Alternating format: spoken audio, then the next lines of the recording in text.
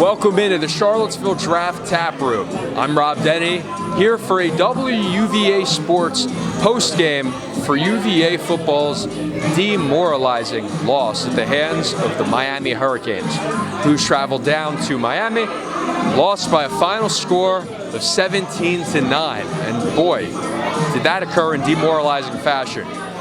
Most importantly, the takeaway here is Bryce Hall going down with a serious leg injury.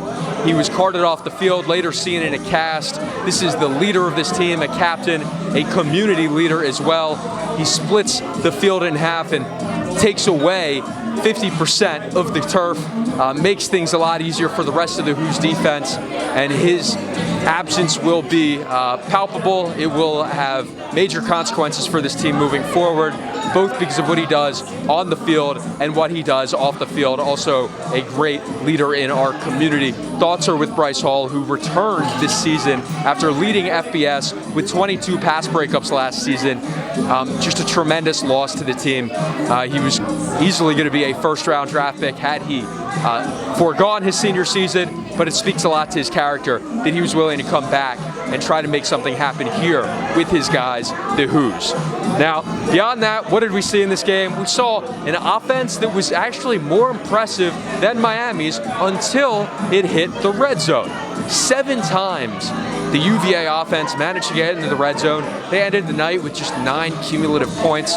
Turnover on downs early, which was the right call by Bronco Mendenhall, given that Miami had allowed all 7 of its 4th down conversions to be successfully completed prior to this evening. Just unfortunately came away with no points in that situation. A handful of other times, including a blocked Brian Delaney field goal, and then also just disappointing outcomes such as a Joe Reed 72-yard kick return brought the Who's to the 28, and they only got 3 points out of that because they couldn't move the ball any further. Just a stagnant offense. Didn't see a lot of the creative play calling I had hoped for coming off of the bye weekend. Previously, the tough loss to a strong, athletic Notre Dame defense like we saw here with Miami. Defense that was able to create havoc. UVA's defense played very effectively in their own right. Fell apart a little bit in the 4th quarter, but on the whole, limited N'Kosi Perry much more effectively than did Virginia Tech just a week ago. DJ Dallas ran rather well, but by his standards, it was a disappointing game for him too. No real offensive standouts for a Who's team that spread the ball around quite a bit. Assis Dubois played very well, and the running backs just didn't really get anything going. Mike Hollins with a fumble in his ACC running back debut. Wayne Talapapa less than 30 yards per carry.